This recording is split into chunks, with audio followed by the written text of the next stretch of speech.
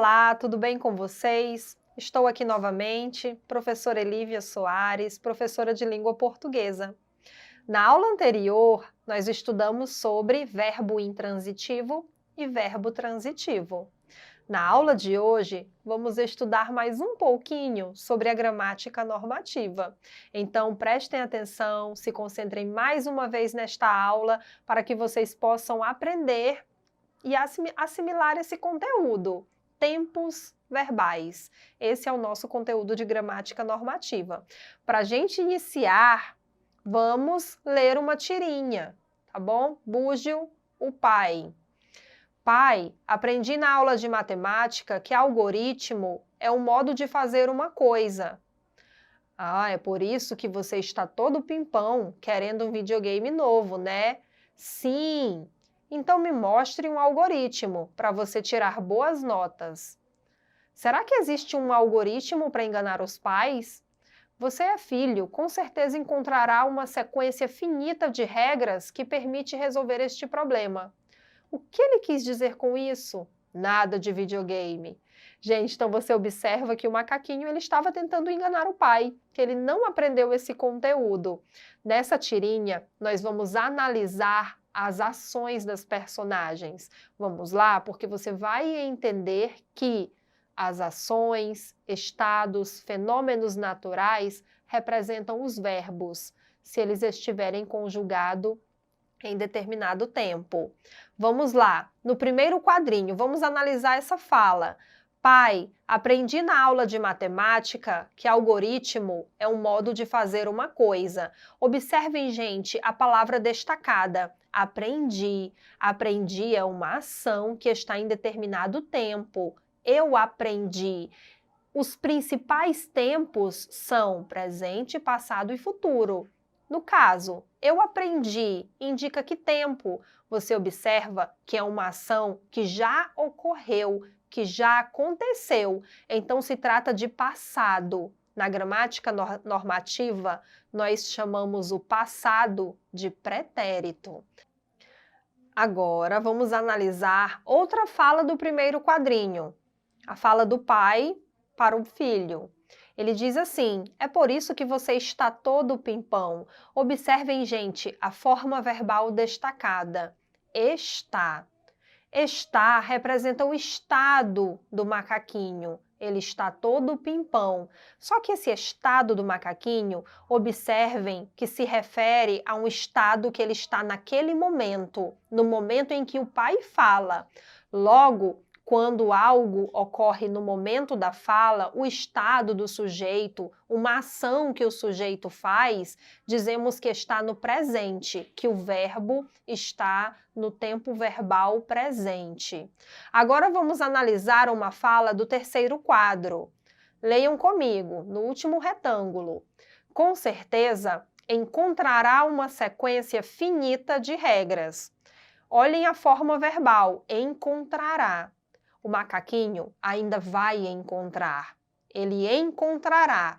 Observem que é uma ação que vai ocorrer ainda. Pelo fato de ser uma ação que irá ocorrer, chamamos de tempo verbal futuro. Nesses três exemplos que foram mostrados para vocês, vocês puderam perceber que os três principais tempos do verbo são pretérito, que significa passado, presente, que é algo que acontece no momento da fala, ou algo que acontece habitualmente, cotidianamente.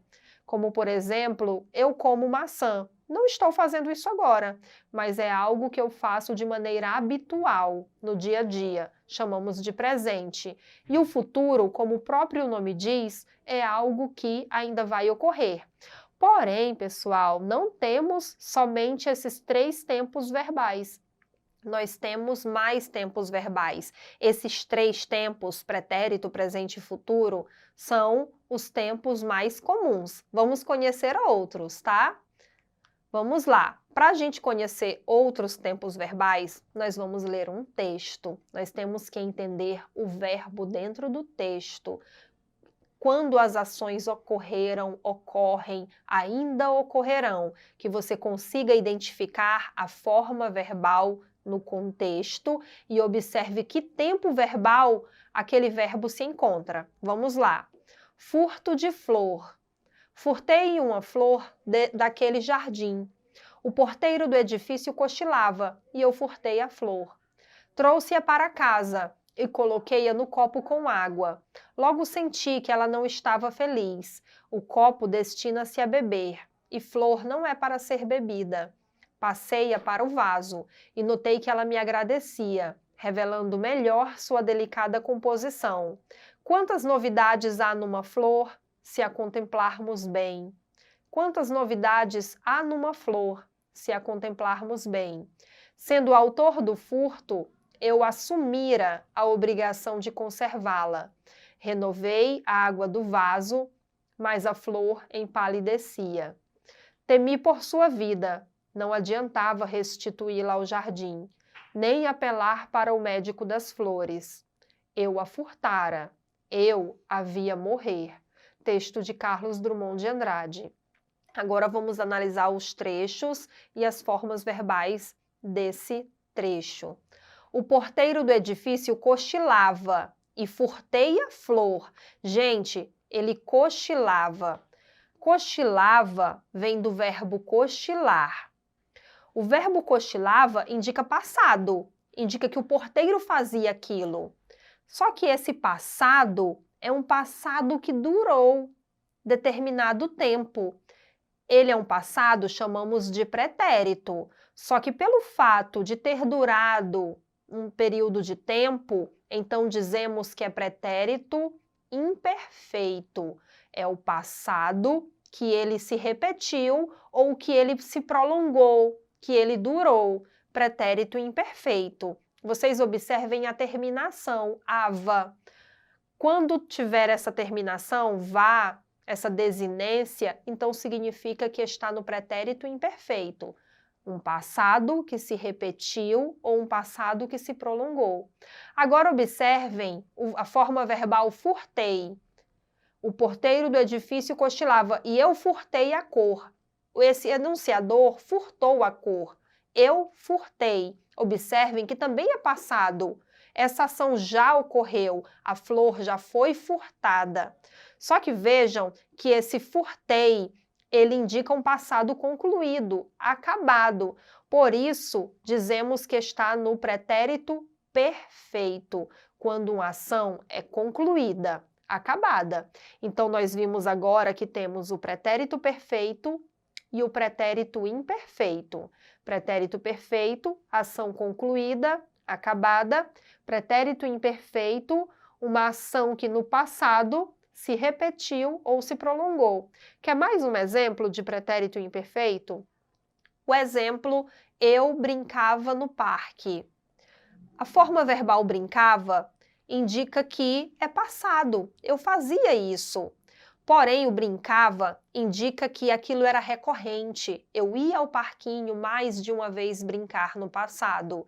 Então, brincava é pretérito imperfeito, porque é uma ação de brincar, que no passado se repetiu.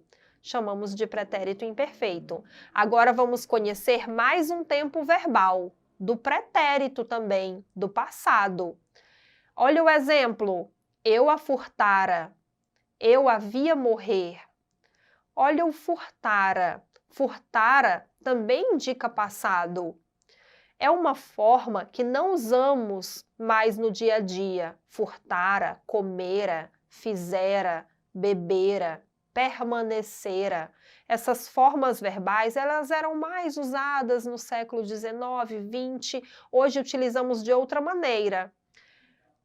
No lugar de escrever bebera, no lugar de falarmos bebera, falamos tinha bebido. Cheguei em casa, meu irmão bebera água. É um passado que ocorreu anterior a outro passado. Eu cheguei em casa, é passado. Só que antes desse passado ocorreu outro. Meu irmão bebera toda a água. Exemplo. Então, o ato de beber, a ação de beber foi anterior a outro passado.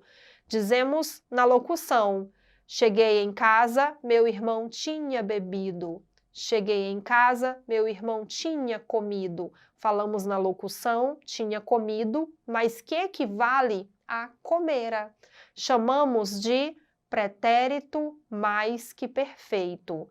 O pretérito mais que perfeito é um passado que ocorreu anterior a outro passado. Outro exemplo: cheguei à sala, a moça limpara.